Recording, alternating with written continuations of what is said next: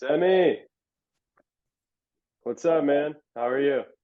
Good. How are you guys? Hey, Good. Sam, nice to meet you, sir. Thanks for coming on the show.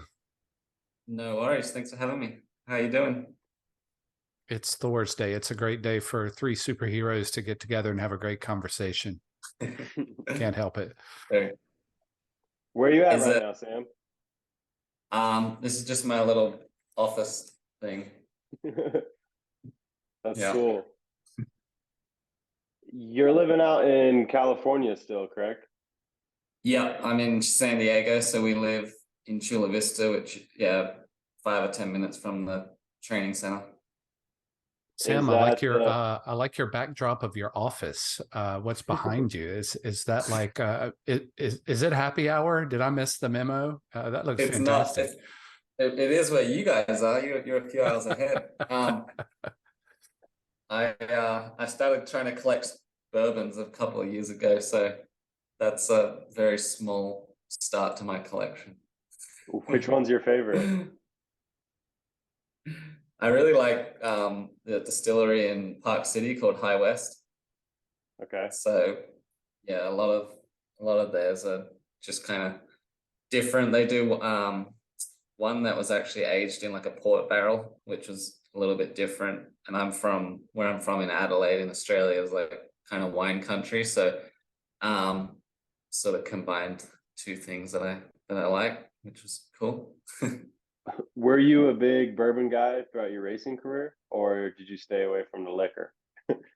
No, I mean I'm still not a big drinker. I just enjoy collecting them and trying them and it's just kind of a little hobby that I picked up. But I've always liked whiskeys. Like my dad drinks scotch and so yeah, when I did drink, I was always liked whiskeys, yeah, and then bourbon's just a little sweeter than some of those scotches. I'm not real into the smoky kind of ones, but yeah. Other than bourbon, what else are you into these days? Um, are you still involved much with BMX, or are you working outside of the sport, or what kind of things take up your time? Yeah, I'm still very involved with BMX. So I mean, that's my job essentially. I coach in BMX. So, um, I obviously my wife Elise is still at the top of the sport. So, work with her and now do some coaching of Australia. So, um, yeah, pretty sort of just ventured into the Australian role, which is a little more. I was just doing things privately before. So now with that sort of comes a bit more responsibility just around, I guess it's not hasn't really been coaching what I would call coaching yet, to where like when you're with people day to day and trying to help sort of change behaviors and build a path for that individual to succeed. Whereas at the moment we're sort of a program looking a bit further into the future, so trying to set up some pathways and just get a foundation set again for BMX racing within Australia. Sort of looking ahead to the LA Olympics and then we've got the Olympics in Australia in Brisbane in 2032. So that's a big one on the radar. And Australia had a big changeover about 2 years ago, or even a little less than that, where we sort of similarly in the US, where you have USA BMX and USA Cycling, we had BMX Australia and Cycling Australia, and now come together as one. So it's all just Oz Cycling now. So within that, there's like a performance pillar, which is where I work at the moment. But that's just been a huge changeover, kind of bringing participation and performance and business and marketing and all of that into one house now, as opposed to before where they were all kind of separate entities. How much of your time is taken with helping develop the Australian program right now? I mean, it's daily, it's full-time job, but obviously it's remote at the moment. So a lot of it's a lot of these sort of things, Zooms and just trying to set up foundations and sort of working with a team back there. So I'd say a couple of hours every day on meetings and checking in with a few of the riders, and then speaking with other coaches within Australia it's been a learning curve for me to try to, I'm not a very virtual savvy person. Like, so I just, I would, yeah, I'd say I'm a bit more introverted. Like if I'm face to face, and yeah, I'm really interested in having conversations with people and I love that, but I find it really hard to just communicate by a text message and email, and even just this whole new thing with the workplace expanding is yeah, it's been a learning curve for me, but I think it has been for everyone. So trying to yeah, influence, I guess, through that has been a little bit of a learning curve. And but yeah, it's a daily thing. And then I'm at training with Elise and Lauren Reynolds, who's based here in San Diego, so I go to training with them every day and do all their video and training data and that kind of thing, and try to keep them as on track as I can. You opened up just so many questions that I have just from that. I guess one, going back, you mentioned something about helping athletes with behavioral changes. What kind of behavioral changes do you notice that is something you have to change, and then what are you changing it to?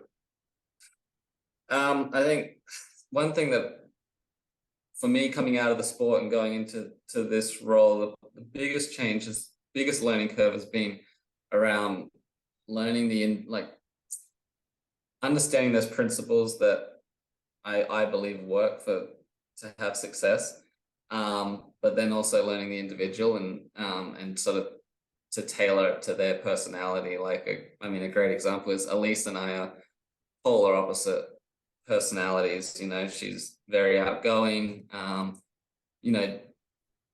just flick a switch and perform when, like, if you said, all right, go now and race, she can find it in her to get her best out right then and there. Whereas I'm a lot more process driven, and I still live that way. Like, I'll never kick my athlete habits. Like, even now I don't need to live half the craziness that I do, but that's just what I did for so long, and that feels normal to me now. So I guess it's teaching the individual to learn about themselves and understand their own process, but implement some lessons and stories that I guess I've learned along the way, and try to really create a their own playbook, I guess. And that's the really hard part when you're not with them day to day. With, like, I've been with Lauren every day at training pretty much since I came home from hospital after my accident. Like, so we've been able to build like a really strong foundation of, this is who you are, and this is what works, this is what doesn't. And then the same thing when I was working with, like, Cam Wood, he lived at our house for basically, almost a year, over a year through COVID. So there was a lot of time there to sort of like interact and build those foundations. But a lot of it, I guess, is around helping the individual create a process. Like, I have a saying that I guess I've lived by a bit with my coaching, is like system over circumstance. So, in a sport that's very circumstantial, it's a lot about, what's your process, what's your system that we can judge you on at the end of the day, and not always judging you on the outcome, because that's, not always in your control, but finding a system and a process that we know will put you in the best spot to create the greatest outcome. And that takes time, and it takes, a lot of soul searching and understanding what makes that individual tick. And that's from a technical, a tactical, and a physical, mental, standpoint. Has that So leadership skill that you just so eloquently talked about, has that been developed strictly from your experiences as a professional athlete, or have you gone to the books and to mentors to hone your talent as an influential coach? A lot of them, yeah. I guess I've just been school of hard knocks, really. It's just been my life experiences, moving away from home at 17, coming to America, and trying to find my way, and was always a pretty driven individual, and just, so I guess a lot of it's from that, and just experiences. I worked with a sports psychologist since I was 14, who I still keep in touch with today, and I think just the evolution of I guess where my life has taken me experience wise, going from, a professional athlete to then having a life-changing injury and going through that process and coming out the other side of it, and understanding that the skill set and the personal values that you hold on to in all those situations they're exactly the same. And I guess that's why I'm just so strong on creating that as that's sort of my coaching philosophy, I guess, is building that foundation of, what are you going to hold on to? What's your system? What's your process that you're going to go to battle with? So your systems and your processes, what is and was that the kind of things that you mentioned that almost were a bit crazy that you still do today? What was just how much attention and detail and focus you put on the systems and process?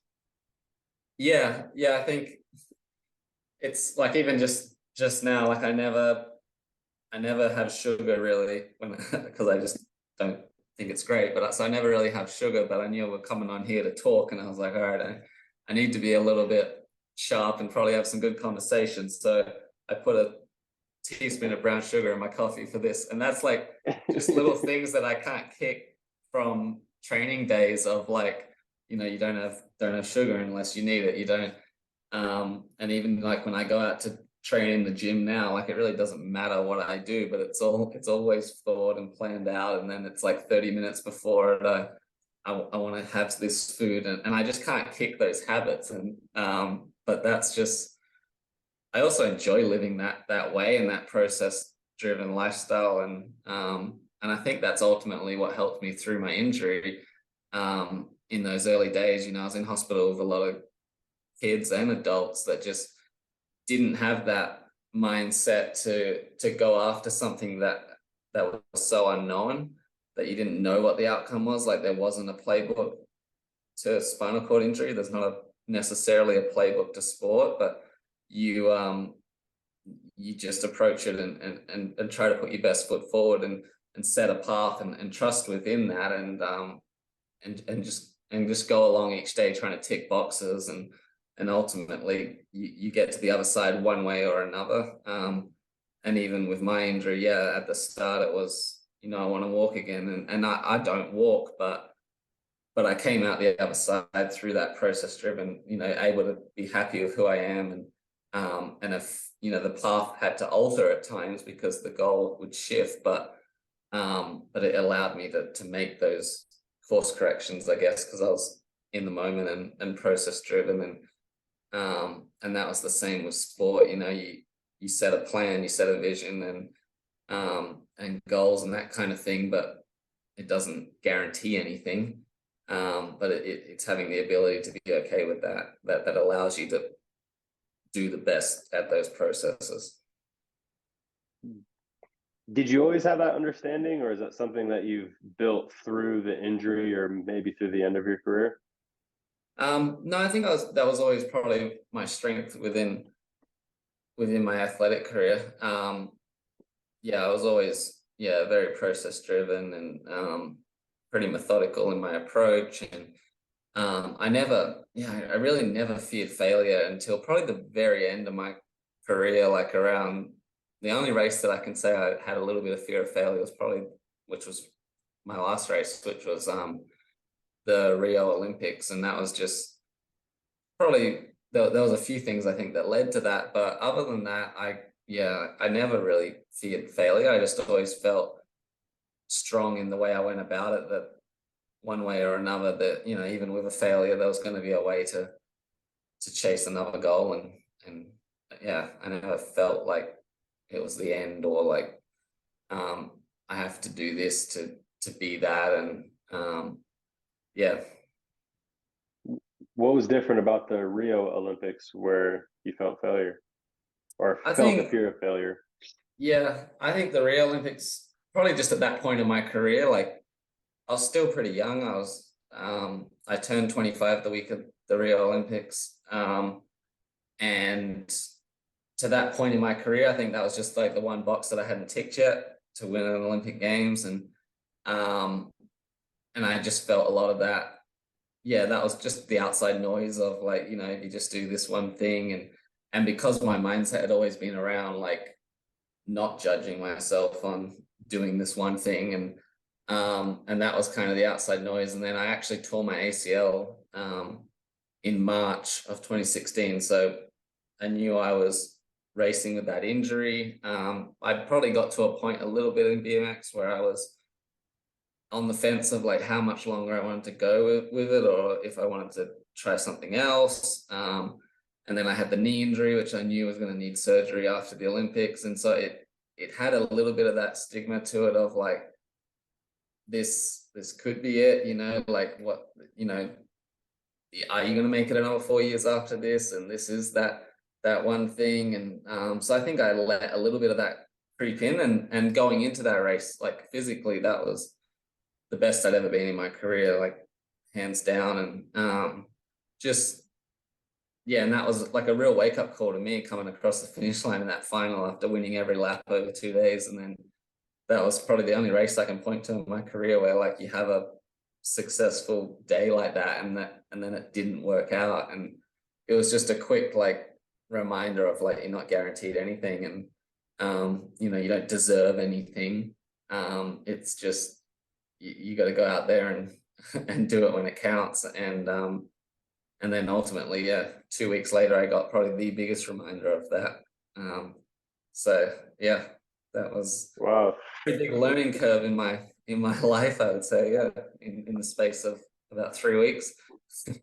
Yeah, I bet. Dude, that's so intense because I remember watching you at the Olympics and I didn't know you had a torn ACL, but you were so um, dominating. You know, like every single lap, you dominated like everything. And yeah, for sure, probably the fastest and most dominant that, you know, I've seen you, and you've been so fast and so dominant through your whole career. So that's really saying something. And then, you know, when I was watching the main, it was almost like, all right, Sam's definitely going to win. I wonder who's going to get second, right? And then it's crazy that then everything happened and it just didn't turn out. Like, what do you think, or like, what were you thinking before the gate, right? Or like, what was different? You know, what do you think that lap? What caused that one not to be your best lap? Yeah, I can't even really point to one thing. That's, I think, was, yeah, another big learning out of it. Like there wasn't like one thing that stood out of like, oh, I remember right before the gate, you know, I had this thought or that thought. Like I followed, yeah, my process perfectly, and executed the start, and just I cased the first jump, which ultimately is what cost me. But yeah, I can't really point to something where I was like that that mindset shifted from the semi-final to that, or yeah, I was in a really good place. And the only thing that I think of a little bit after it is at that time I didn't have a coach, so I was kind of doing it all myself. And probably in that moment it would have been nice to have, you know, someone just to pat you on the back before you go up and just like, you got this, and just that strong, you know, that shoulder to lean on a little bit. And that was another reason why after my injury and stuff, when Elise was a little bit on the fence about racing, and ultimately ended up keeping on going, it was like that I felt so strongly that I wanted to make sure that I was involved, and that person for her, to like that she wasn't out there alone, because we've been doing it kind of together for so long. And I just think it's really important to have someone that you trust, and that you go to battle with every day. And that in those last little moments of vulnerability that everyone feels in sport, where you are alone, that yeah, you got someone there that you trust, that's not just blowing smoke, but can pat you on the back and tell you what you need to hear in those moments. Do you believe that everything happens for a reason, Sam? Yeah, I've always been a big believer in that. Yeah, my mom always kind of said that, and yeah, I've always thought that. Yeah. Have you thought about what was the reason for the Olympics and then, you know, the crash 2 weeks after? I think a big purpose in my life is to help people not to help people not fear being great. And I think that's something that I feel I've learned after, I'm very much someone that likes to demonstrate through action and not so much vocally, but I feel like that's kind of put me in my position right now. I'm in a position right now where I feel that I can sit here and, I've done that on the sports side. I've gone through this, and I feel like I can influence and encourage people to not fear being great. And that's probably like when I've done public speaking and those kinds of things, that's the biggest thing I want people to take away from it, is not like, oh, I shouldn't worry about these problems in my life because look at Sam, but more like, if he's getting on with it, let's get on with it, and like let's chase something great, and don't be scared of failure, don't be scared of saying I want to be great. And I think a little bit now in this day and age, like a lot of people, shy away from, wins and losses, and I think it's so important to have a goal to strive for and a purpose, and it's okay if it doesn't work out, but I think as humans we need purpose. Yeah. What do you consider great? I think, yeah, I mean, that's obviously it's going to be different for everyone. It's been different for me at different points of my life. 6-year-old me would say winning the ABA BMX title, and 21-year-old me would probably say winning the world championships. And then now sitting here at 32, I guess I would say being great is being a good husband, living a simple and wholesome life. And I think, but once again, having purpose within that. And I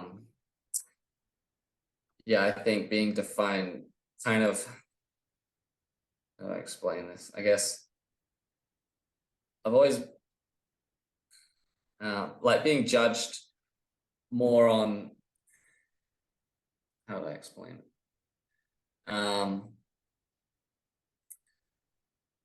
I've always been big, and I still am today, is like being judged on the things that people don't see, I guess, of just like how you get on with your day to day. And even in, in my situation now, it's easy for me to look for sympathy or look for this or that, but it's just getting on with it and being judged by your actions. And but the most important thing to me at this point in my life, and what's great, I think, is it's just family and friends, and just simplicity of the daily simple things, being able to do the daily simple things well. And that's ultimately being accountable to your family and your friends, and living a full life in that regard. Yeah, that's beautiful. For a minute there, Will, I thought he was going to say being on the Granted podcast is what great means to me. Sam, I was told, or I was asked once by a mentor / coach of mine, what is your greatest teacher, Edwin?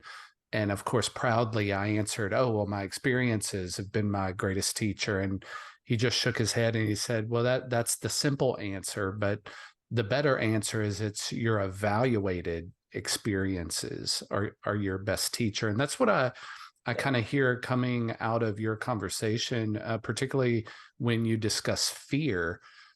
Without fear and without failure, we don't have growth, because if we evaluate those circumstances around which we failed or feared something, that's where the potential for change and transformation is. So that sounds like it's always been part of you, that the accident didn't create that in you. It was part of you, and it propelled you through the accident into now your new vision and your new purpose. Is that fair? Yeah, absolutely. Yeah, no, that's a great way to put it. Yeah. Sam, I want to go back to like way back to the 6-year-old Sammy who thought, or who was saying that great was winning the ABA title. Did you start off BMX just dominating everybody in Australia, or what was it like first starting into BMX? Like, did you go into it like immediately all in, creating your systems and processes at 6, 7 years old, or how to start? Yeah, I was pretty all in right away, and ultimately that's what I think shifted me from football to BMX, was just that it was an individual sport at that time, and I was just pretty full on and wanted to just compete, and I wanted that on my shoulders. And that at that time in Australia, um, primary school or elementary school football, they didn't really say wins or losses. It was like that every team, we just played each week, and there wasn't like a final series, or like it was just you just played on Saturdays, and I struggled with that. Like I wanted to be determined the winner or loser, and I in Australia also at that time in BMX, if you were under 8, there was a division they called them sprockets. So once again, you just raced and you got a number plate, but at the end of it, but it didn't. They wouldn't put a first, second, or third on it. Um, and that was the first year I did the state titles in '97, and I got my sprocket number plate, and I was furious. So Mum had to put like an electrical tape number 1 on it because I won the race. Um, so yeah, I was pretty full on right away. I guess I won those early races, but then through like sort of from 8 till 15, and yeah, I mean, I would win races, but I definitely went through a period there where I was sort of thirds and fourths and fifths, and but yeah, I was always yeah, right up there, and just naturally going through those teenage years. Some kids develop quicker than others, and but I was always pretty determined, and I think my mum's seen that from an early age. My mum's a school teacher, and I always say, like, I think for kids, they don't need coaching, they need teaching. And especially that I think was the biggest foundation in my sporting career, was just mum's ability. Like, she obviously wasn't pushy, but could see how badly I wanted it, and but had the skill set then to teach. And so she just, read coaching manuals and got in touch with different people. I mean, she spoke to Grant White and different, sports scientists that were in Adelaide, and that she was able to get in contact with through the education department, and that kind of thing. And she just learned and picked things up, and then had the ability to instruct and teach, and help me go about it how I wanted to go about it. And so yeah, I crave that, like, and I think explains why I still live how I live. But yeah, she said when we had the national championships at my home track in Adelaide in 2001, I guess as a little example of how serious it was. Every night, mum like made this cassette tape, and it was the Karate Kid theme song, and it was like timed out to the exact lap time, and like we had to visualize. My brother and I would visualize that laps around Happy Valley BMX track And to this is this at 10 music. years old. That was yeah, it would have been 10 years old. Yeah. Yeah, so we were always doing training, and that's what I craved. I wanted that, and I guess my mum had the ability through being a teacher and understanding, like I said, how to instruct and teach, and help you work through a process, because that's ultimately what teaching is. And yeah, it set up a pretty good foundation, I think, for not only my sporting career, but I think it's helped me through so many aspects of life. And not to say that's the only approach, and like I said, different horses for different courses, but I think that's, yeah, how I've lived my life because of that. What were some of the things that you were doing from the ages of, say, 8 to 15 that you believe made you one of the greatest BMX racers of all time? Like physically or? Like just was it extra time on the bike, or were you just doing more sprints than everybody else? So like, in those Yeah. younger years, like what were some more specific things that you felt like that you were doing consistently that set you Yeah. apart? I was on my bike all the time. Like to the point, like I dug up at mum and dad's backyard. Like we had a normal sized backyard and they eventually let me dig it up and they had jumps there and I was on those jumps before school, after school. Um, if it was school holidays, we were riding. My brother and I would leave at 9 a.m. We'd ride, you know, hours away from the house chasing dirt jumps. And every time there's a race, like in Adelaide, you could race Sunday, Wednesday, Friday at tracks around the state. And so whenever mum and dad would allow us to do all of them, we were doing all of them. So yeah, a lot of time. I loved riding my bike, but more so loved racing my bike. And yeah, I think that ultimately built the foundation. Like we were just racing and riding all the time. And then It, coupled with, I guess, mum's training program that we did, and which was looking back now was pretty ahead of its time, really, for what we were doing at a young age. And like what yes, I kind of think things were you doing? I think just the generics of how it was set up. It was nothing crazy, but just we're covering all aspects. Downhill sprints, uphill sprints, and mum would do plyometrics, and then we had like a bike set up on this roller thing, and so we'd do like these over speeds all the time, and yeah, it's just I think just the way it was like structurally set up in the week, though, it was like it wasn't overkill, but um it was kind of like a couple of times a week of everything. And even leading up to those nationals, like mum just making us learn to we had lap times doing the track at that age, like depending on the wind, depending on rain, you can or can't jump certain jumps. And mum just made us do every possible way through that track that no matter, I guess, what came about at that race, we'd done it, we'd seen it, and understood it. And now looking back, it's like that's pretty switched on approach, really, for a couple of 10-year-olds with their mom. Your mom sounds like an ultimate coach. She's probably going to be getting hit up all the time by a bunch of BMXers now. Say, hey, you can train me. She probably will, yeah. I mean, Funny. she's continued to do stuff. She took a bunch of kids away to the worlds and over the years, and yeah, we're trying to get her to work less, though. So were you riding your bike pretty much every day? Yeah, every day for sure. Yeah, and it wasn't always just like my race bike. Like I rode a 16 like a little 16-inch bike all the time. Like I think it was kind of around that phase of like fast 50s motorbikes.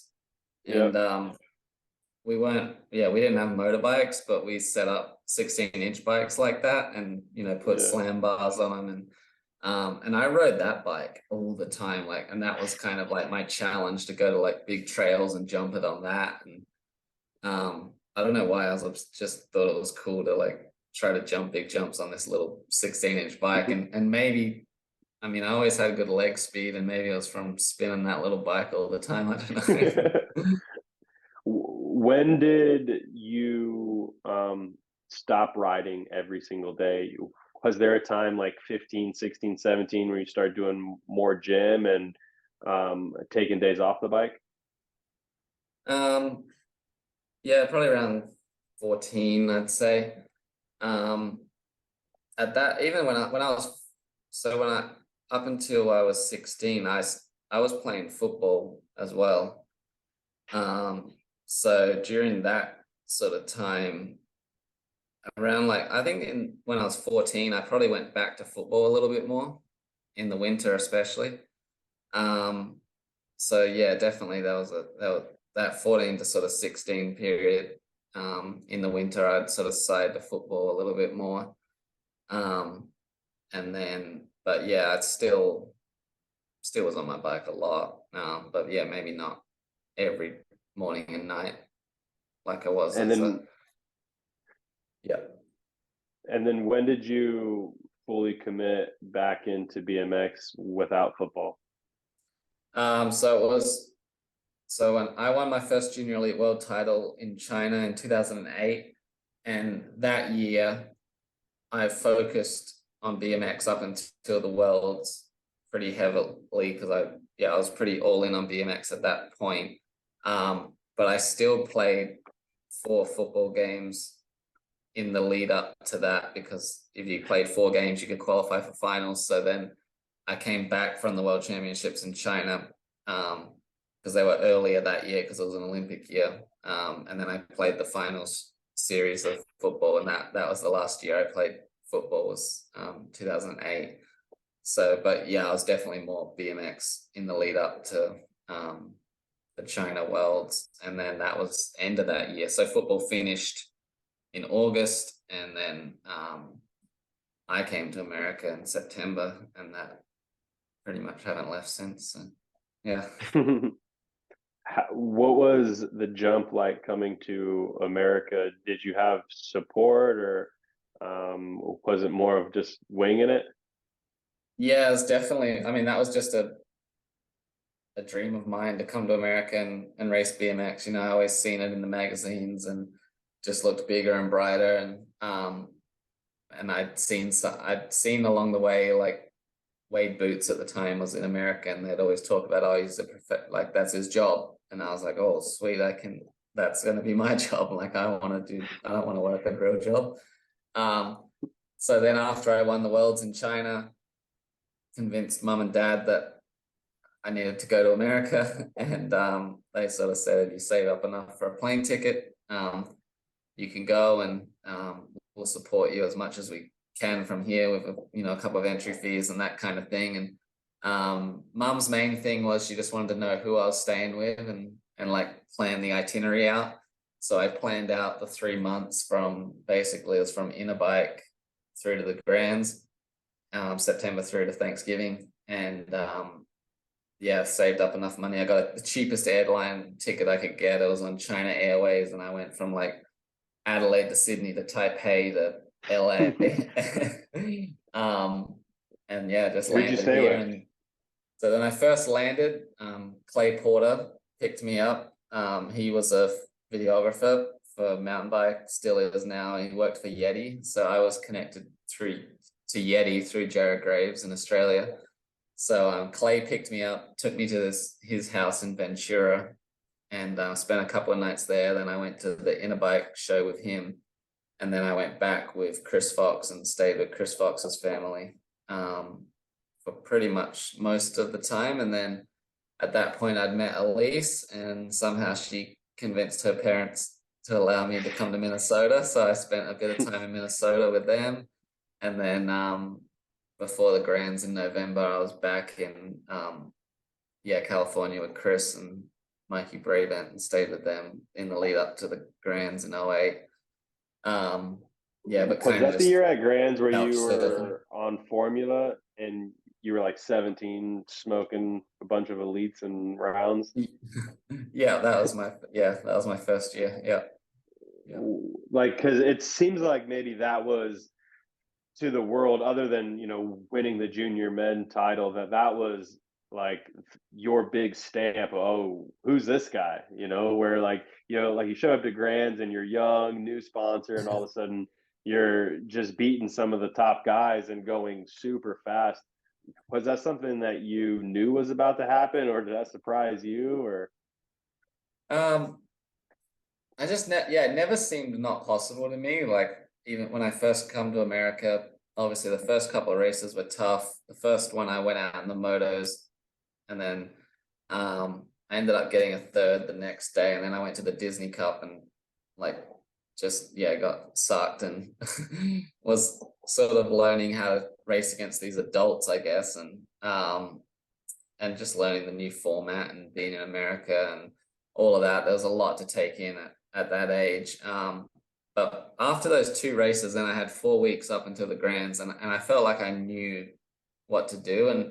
And And I'd also seen like coming over here, and I say this with all due respect, but coming over here and like I just thought the guys here were doing everything the way I was as a kid and coming up, and then I came here and I seen the way that some of them approached it, and I was like, I can beat these guys. Like I do this I do this bigger and better than these guys. And then I went back for those 4 weeks, and I just put my head down and just come into that race. So I mean, that was the race I dreamed of as a kid. It wasn't the Olympics, it was the Grands. And because I mean, that was what I wanted to win. And I just put my head down and had a go at it, I guess, and was good enough at the time.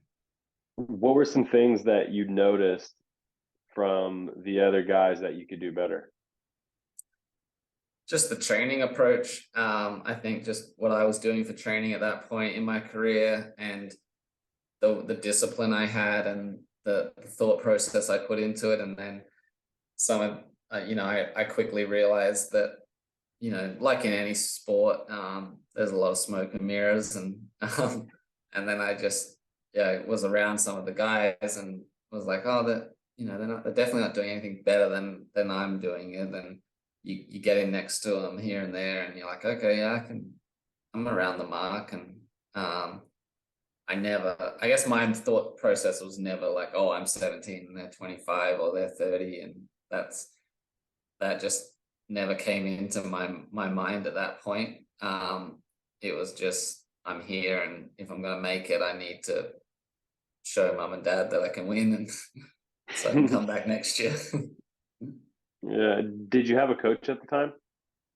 Yeah, at that time I was, Wade Boots was the national coach. So I was sort of like the up and coming kid after the Beijing Olympics. So Wade was helping me quite a bit. And then in Australia, we have like a state institute system. So I had, support with strength conditioning and that kind of thing through my state institute. Who was a guy by the name of Craig Colduck, who is still around within the cycling system, and he did a lot. So our velodrome team was based in Adelaide, and so he was the sprint coach. And then he kind of took me under his wing. So that's sort of where I felt like, from a physiological perspective, I felt we were pretty advanced at that point. Just based on what a lot of the research and cycling power and that kind of thing was coming out of Australia at that point. So I was lucky to have some good people around me. At what point were you able to get the right sponsors and actually make it a job? It wasn't until the following, it was about 12 months later. I had done another full season in America and had some up and down races. And then I ended up winning the World Cup series in 2009. And Elise had just switched onto Redline.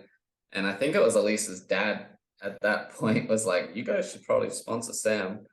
And I think I'm always thankful to Mark Post. He put the word in Gork's ear, and then it was at the end of 2009. Redline offered me a sponsorship, which was a proper sponsorship, and then I was able to get a working visa, and at that point kind of convinced mum and dad that I had to be over here.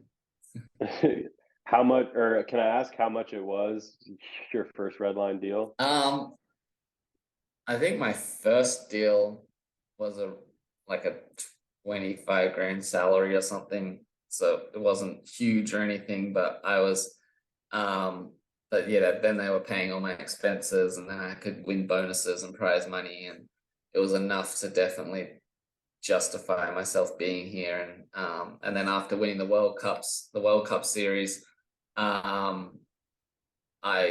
at that point, I'd been picked up by a management group in Australia, and then because the Olympics were kind of on the horizon 2 years out then, and so I got a couple of corporate sponsorships in Australia. And I guess in Australia, they were kind of looking at me at that point like, oh, this is our hope for a medal in London, based off, just because I'd won the World Cup series, I won my 2 junior world championships, and in their eyes was living in America and was a professional BMXer. And so yeah, I guess yeah, that's sort of when the ball started rolling a bit for me. It was around 2009.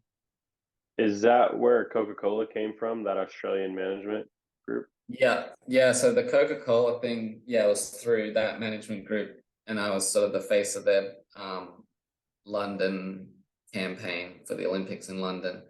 But a lot of, I guess, my sponsorships at that point. So I was on a Proactive commercial in Australia, and a lot of my corporate sponsorships, I think, sort of came off the back of that, in the sense that when they were going around pitching like me as, you know, this is one of our hopes for a medal in the next Olympics, everyone could put a face to my name, kind of thing, because they're like, oh, that's the BMX kid from the pro. Yeah, we know him. Yeah. And then they could, you know, it sort of sparked conversation, and it's like, yeah, so people already sort of had an idea of who I was, and yeah, that definitely helped. But the management group I'm still with today, they're pretty big and across a lot of sports within Australia, and especially Olympic disciplines. So I was lucky to be paired with them. Can we ask how much the Coca-Cola deal was for, and was it your biggest? Yeah, it was my biggest sponsorship. Yeah. That's all we get to know. Yeah, Will, I'll call Coca-Cola for you, dude. I'll help you get a Coke sponsorship. Absolutely. No, we want to know, or because it's cool to really see someone make a living out of the sport, you know, and obviously you're one of the best to ever do it, so you probably made one of the better livings from the sport. And I think you know, you have a really inspiring story for so many ways, but you know, being able to show like what you're able to get from the sport is inspiring to the kids to want to stay in it. You know, there's so many kids in BMX where they don't even realize that you know, or BMX parents, that you can actually make a living from the sport, you know, and there's a lot of people Yeah. who are doing it. And, you know, it's cool to see it and talk to, you know, you who got some of the biggest outsides the industry sponsors that there is. So you know, it's cool that you were able to pull it off, and you deserved every bit of it. That's for sure. Well, thanks. Yeah, I mean, it definitely set up a foundation for the rest of my life, and I'm thankful that, yeah, I mean, given what ended up happening, I'm glad that I, you know, was smart about the way I went about it, and didn't blow it all. But yeah, I think the biggest thing to What were remember some as of the well. smart, or what were some of the smart decisions that you did instead of blowing it all? Mum and dad just always had me invest my money, and I bought a house right away here. With ended up buying a couple of houses through BMX, and I bought one car the whole time that I was here. Really, in my racing career, I had a 04 Tacoma, which I bought for 10 grand, and ran it until it was on 3 cylinders.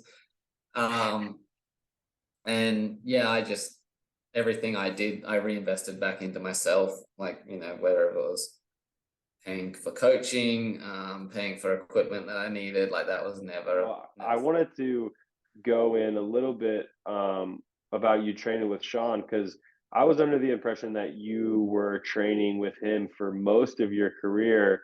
But then I heard you mention that you weren't with him, or you didn't even have a coach before the Rio Olympics. What years did you train with Sean? What was that like? And what are some things that you learned? Yeah, I trained with Sean from sort of 2013 and 14, and a little bit of 15. So yeah, through that period of my career. And yeah, it was great. I learned a lot from Sean. He's yeah, been around the sport for a long time, and I'd known Sean for years. Like when I was coming up right before I came to America, he was the national coach in Australia, and they would do their training camps in Adelaide, and that's obviously where I was from. And a lot of like I said before, sports science and stuff was based there with the velodrome team. So he'd come down, and he'd always let me join in with them. And so I guess I'd always had this, like, I wanted to train with Sean at some point. And I think him and I share a similar sort of philosophy and approach, and enjoy the same sort of things about sport. And yeah, so he was training Elise leading up to London. And then yeah, I started sort of training with them after that, and he was out here in San Diego and lived with us, and spent some good time together. And yeah, so I had probably two and a bit years under him. What were like some big things that you took away from his training that you then take into your training now? I think, I mean, a lot of the training stuff was pretty similar to what I guess, been doing and experienced within the Australian system at times, but for just more so like the technical side. And for me, it was, I think I enjoyed having like a strong personality like him at the races and at daily training, that just created an environment that I think was conducive to success for a lot of that time. Yeah, I mean, ultimately, when you at that point of our lives, you got a coach that's 40, and Elise and I were sort of early 20s, and we're all living in one house together. And you know, that's hard. But yeah, I think just I enjoyed when we were switched on and focused and just going after a goal together, and the intensity that he brought to the training environment. Yeah, I really enjoyed that side, and I really enjoyed having a coach like him that was pretty honest and shot from the hip a bit, and held me accountable. I remember coming back from a race in Louisville in 2013-ish, and that was the year that I'd won a bunch of races in a row. And I think and it was a 3-day race, and I got 3 seconds, and like seconds to Maris, which isn't anything too bad. And I remember come home, and he didn't come to the race, and it was like Monday, and we'd always like review the race a bit, watch some video and that kind of thing. And I was sort of pretty upbeat. I was fine with the weekend, and I was like, "You're gonna watch the video," and he was just like, he said something. I don't know what led to it, but he basically said, "Are you happy with that weekend?" And like kind of stormed out. And I remember thinking like, it's a bit full on, but I kind of like it. So it's yeah. So when I talked to Connor a bit, there was a time where you all three were training together, and then he said that he didn't know why that one year. I mean, I guess like he wasn't training with you guys. I'm curious what happened in that.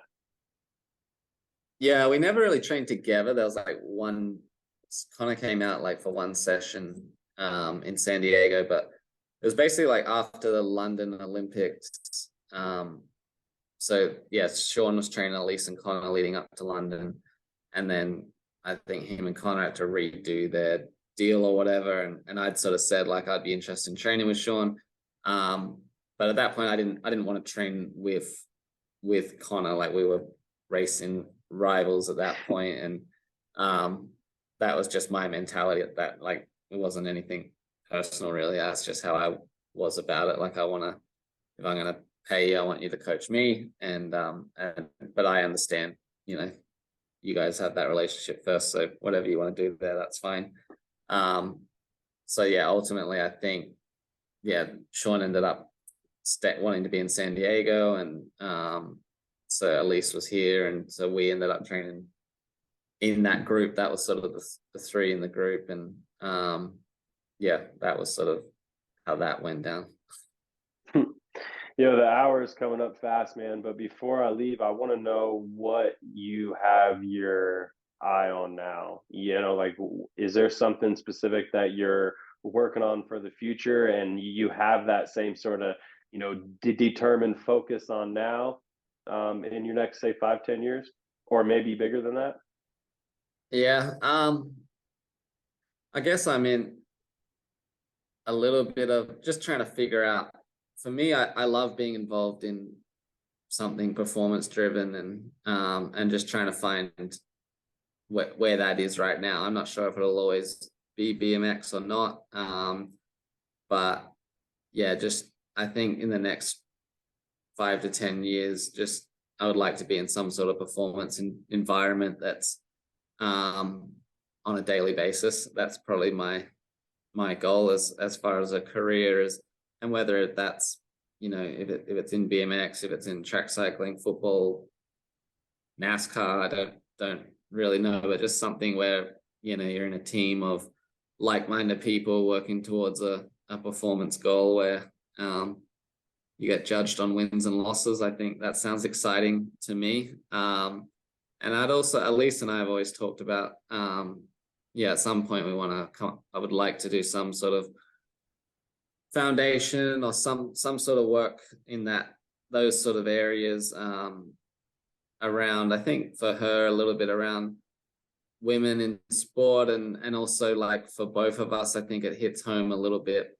with spinal cord injury and disability, and just the biggest thing, all the stuff that we went through with my injury, and the thought of so many kids I was in hospital with that have to front up to high school or have to front up to elementary school and deal with this injury. And I think that would be a pretty special thing to help in influence and help them reintegrate back into society and find their purpose and find their way again. And you know, there's been people that have helped me in that area just through connection of friends and that kind of thing. And a big thing for me is fitness and keeping fit and healthy with a spinal cord injury is tough. And so that would be, I think, a fun journey for me, just to help, you know, young men and women that have this injury get back in the gym and find purpose and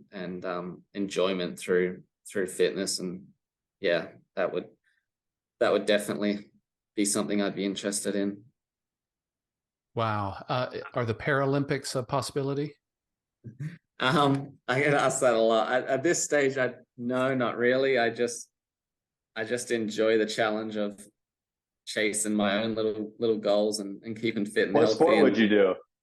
If I did a sport, I'd probably want to do an endurance sport, to be honest. Like just as something different, like probably some sort of hand cycling or something like that. But yeah, I mean, that's sort of a challenge that I've enjoyed after my injury, is just how adaptable the body is and going through different phases of, like, right after it was obviously all geared around just health and wellness and the ability to try to make brain to muscle connection and try to create movement. And that was really what I obsessed on for 2.5 years. And then after that, I got obsessed with this bench press goal and got kind of fat and wanted to just see how much I could bench press without a core or legs to drive through.